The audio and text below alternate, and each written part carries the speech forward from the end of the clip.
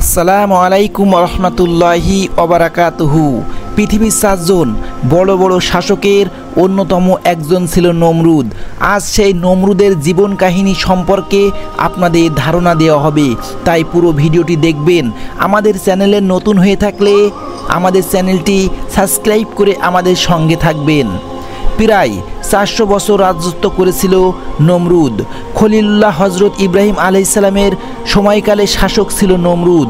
ইব্রাহিম আলাইসাল্লাম যখন আল্লাহর একত্বের দিকে আহ্বান করলেন, তখন বাদশাহ নমরুদ একত্ববাদের আহ্বানকারী হজরত ইব্রাহিম আলাইসাল্লামকে চ্যালেঞ্জ দিয়ে জিজ্ঞাসা করলো, সে কেমন প্রভু যার প্রতি তুমি মানুষকে আহ্বান করছো? আমাকে তার কিছু বৈশিষ্ট্য শোনাও। হজরত ইব্রাহিম আলাইসাল্লাম বললেন, জীবন মরণের সব শক্তি তারই হাতে। তিনি সমগ্র সৃষ্টির নিয়ন্ত্রণকর্তা ও পালনকর্তা। কারো সাধ্য নেই যে তার ক্ষমতার মধ্যে কোনোরূপ হস্তক্ষেপ করবে।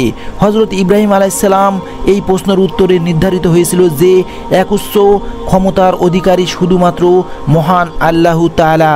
তারপর নমরুদ নিজেকে জীবন মৃত্যুর ক্ষমতার অধিকারী বলে দাবি করে। মৃত্যুদণ্ডপ্রাপ্ত 2 জন কয়েদিকে ডেকে এনে একজনকে ফাঁসি আর একজনকে ক্ষমা করে মুক্তির নির্দেশ দেয়, আর বলে, আমি নিজেও মানুষের জীবন দান করি এবং মৃত্যু ঘটাই।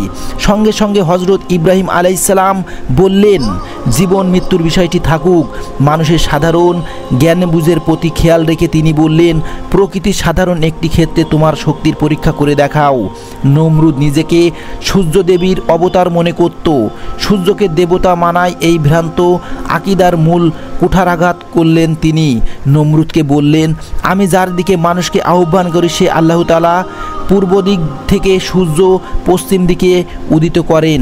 তুমি যদি সত্যি নিজেকে রব ও সূর্য দেবীর অবতার হিসেবে দাবি করো, তবে একবারের জন্য হলেও পশ্চিম দিক থেকে সূর্যকে উদিত করে দেখাও।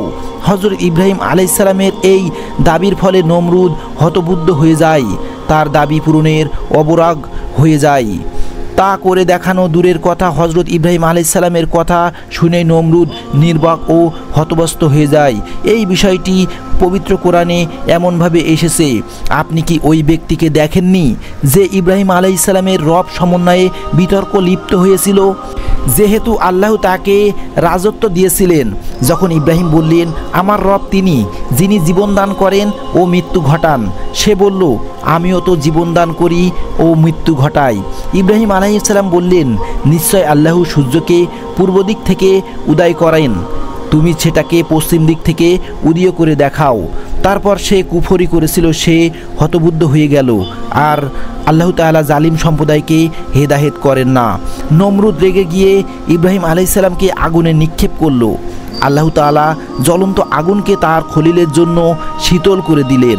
মহান আল্লাহ তাআলা আগুনকে নির্দেশ দেন, হে অগ্নি, তুমি হজরত ইব্রাহিম আলাইহিসসালামের জন্য শীতল ও নিরাপদ হয়ে যাও। হজরত ইব্রাহিম আলাইহিসসালাম এর একত্ববাদের আহ্বানে সাড়া না দিয়ে নমরুদ উল্টো আল্লাহ তাআলার সাথে যুদ্ধ ঘোষণা দেখে বিশাল বাহিনী প্রস্তুত করলো।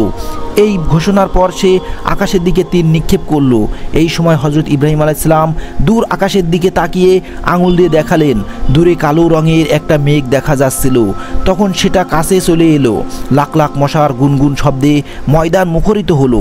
কিন্তু নমরুদ এই অবস্থা সুরে বলল, এ তো মশা, তুচ্ছ প্রাণী, তাও আবার নিরস্ত্র। এই সময়ের মধ্যে নমরুদের প্রত্যেক সেনার মাথার উপর মশা অবস্থান করলো। তাদের বুঝে ওঠার আগে মশাগুলো তাদের নাক দিয়ে মস্তিষ্কে প্রবেশ করলো, তারপর দংশন করা শুরু করলো। সেনাদের মধ্যে বিশৃঙ্খলার সৃষ্টি হলো।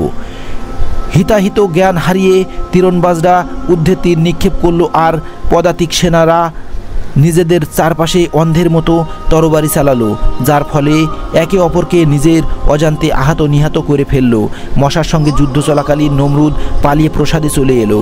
এই সময় একটি দুর্বল ল্যাংড়া মশা তাকে তাড়া করলো। কিছুক্ষণ মাথার চারপাশে ঘুরে নাক দিয়ে মস্তিষ্কে ঢুকে পড়লো, তারপর মগজে দংশন করা শুরু করলো। নমরুদ যন্ত্রণায় অস্থির হয়ে উন্মাদের মতো প্রসাদে প্রবেশ করলো এবং যন্ত্রণায় দিশেহারা হয়ে পায়ের জুতা খুলে নিজের মাথায় আঘাত করতে শুরু করলো। অবশেষে মাথায় মৃদু আঘাত করার জন্য একজন সর্বাধিক কর্মচারী নিযুক্ত করলো নমরুদ। দীর্ঘ 40 বছর তাকে এই দুঃসাহস যন্ত্রণার ভোগ করতে হয়েছিল। অবশেষে মাথায় আঘাতের ব্যথা নমরুদের মৃত্যু ঘটায়। আল্লাহ তাআলা আমাদের সকল ইসলামিক জ্ঞানকে কাজে লাগার তৌফিক দান করুক।